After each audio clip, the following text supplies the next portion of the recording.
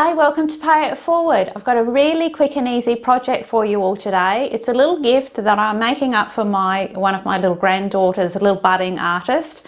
And it is a little pencil roll and it just keeps all your pencils safe and sound. It's great for travel, great for popping in your handbag. Somebody who likes to sketch and draw and likes to be ready at all times. You can see it's just a little roll out, little pencil holder there. And it's so easy to make, and you don't need a pattern, you just need some measurements, and you'll find those in the description below. So how about you have a look at in your scrap basket, find some pretty prints, and we'll get started. So let's get started on a little pencil roll here. Now you'll see if you've clicked on the link in the description, you'll have found your measurements to cut your 3 pieces of, I'm just using a quilting cotton. And you choose 3 different prints, entirely up to you, something that coordinates nicely. So you need a print for the back cover of your little pencil roll. You'll need a print for the inside, and then you'll need a print for the little pocket section where we're going to be sewing down and making our little pencil sections. And 2 of those, so on the outer fabric and on the inside lining fabric, not the pocket, I have interfaced those with a fusible light to medium weight interfacing. I just find it gives it more hold. It just makes it just easier to sew. And you'll also need 1 piece of fine wadding or something like that. If you don't have wadding, you can use a piece of felt. It just needs that little bit extra fullness to protect your pencils or whatever utensils you're going to be putting in there.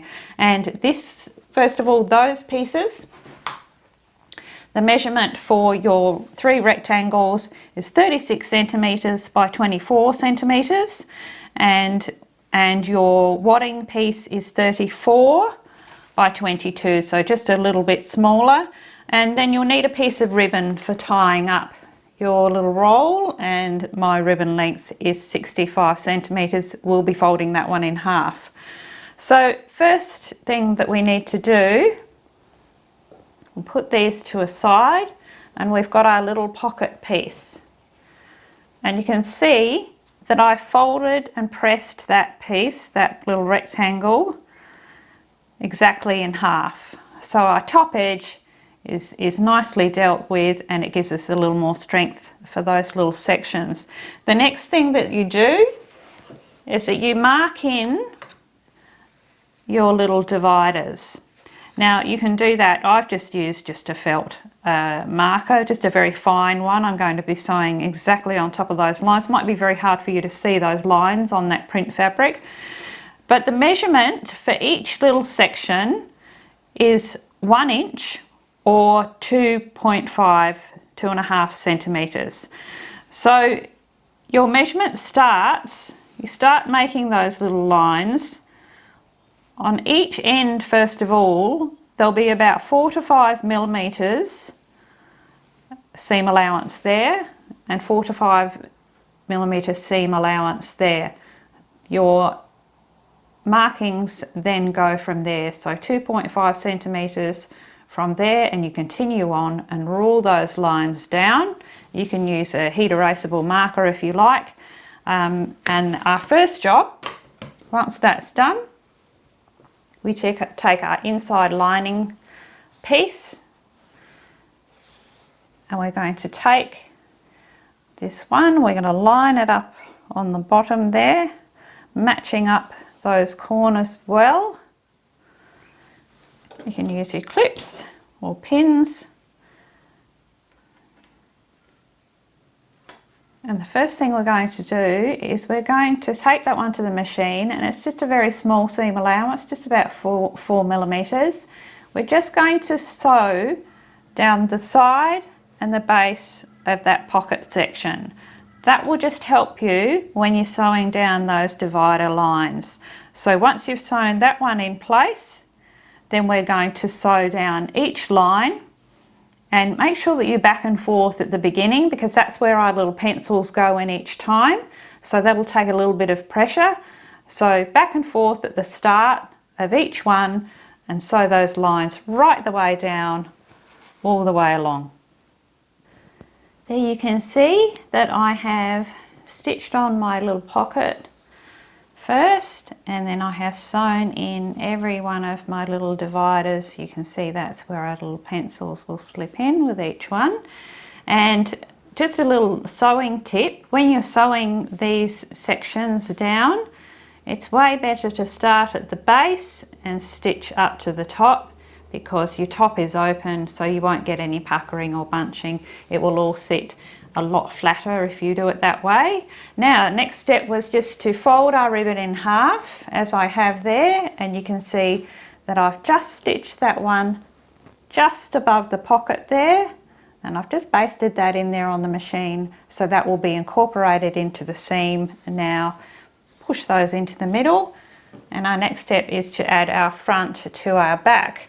Now, I have fused my little piece of wadding on to my fabric there, my outer fabric, and you can see if you don't have fusible wadding, that's fine. You can use a bit of adhesive spray, or perhaps even just tack it into place while we put those two together. So now it's just right sides together. If you're using a one direction print, make sure that that's going the right way, as I have there. And we're just going to put our right sides together and line up those corners again. You can use your clips, and we'll go right the way around with our clips in place. And then I'm just going to leave an opening. I'm going to be stitching right around the outside with it's around about a 5mm seam allowance, and I will be leaving an opening of about 8 centimetres just here before that corner, and just above that where that pocket was there, and that will be for turning through. So stitch all the way around on the machine and leave that little opening. Now, once you have that one all stitched up, we've left our little opening there. You can go around and just trim that seam if you like. I always take the corners off so that when we turn that through, we'll get a nice pointed corner. And then it's just a matter of turning that one through our little opening there. And you can use your knitting needle to get into those corners. Push out all of those corners really well, and then roll out those seams. Get it all nice and flat. And then I'm going to take that one to my iron, and I'm going to give it a press. And as I do that, I'm going to be turning under that little opening as well. I will turn that one under and press that one in, so it's all nice and flat. And then I'm going to take it back to the machine, and I'm going to sew a top stitch around the entire outside of that little rectangle. So right around the whole lot. It's probably only about 3mm in, nice and close to the edge.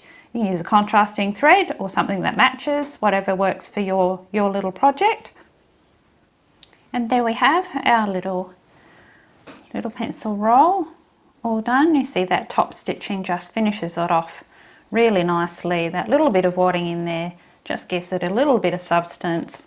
And now if you wanted to personalise these, perhaps you're making them for a child for school, or just you want to add a little bit more to them, before you sew that back to the front, you could do any kind of little applique on here, or perhaps embroider their name on this piece, put it all together, turn it through, and that will be all there. So you can see just how quick and easy that little pattern is. But now, of course, we need some pencils.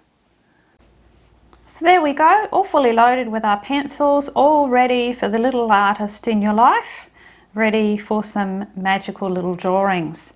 Now, simple matter, rolling them up keeps your pencils very safe. Even your avid drawer who likes to have their pencils with them whenever they're out and about to do some sketch work, they do. This one does slip beautifully into a handbag, and of course you could keep all of your graphites and your lead pencils in there as well. So not just for kids, but wouldn't it make the best product for craft markets?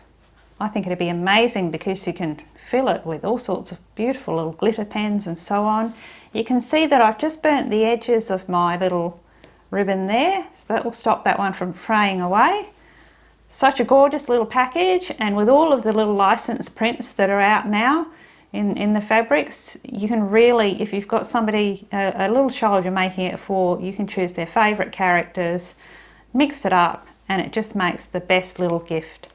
Just as simple as, very easy for little hands to manage, and I hope you've enjoyed making it. Well, thank you all for sewing with me today. I certainly hope you've enjoyed this little project. I'm excited to send it off to my little granddaughter.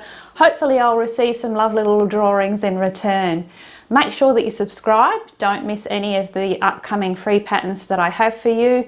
And if you are into drawing, perhaps you could follow me on Instagram. You can see lots of examples of my illustrative work and some behind the scenes bits and pieces of other things that I like to do. Most of all, everybody, remember, if something good comes your way, remember to pay it forward, because we all can. Until next time, it's hooroo from me.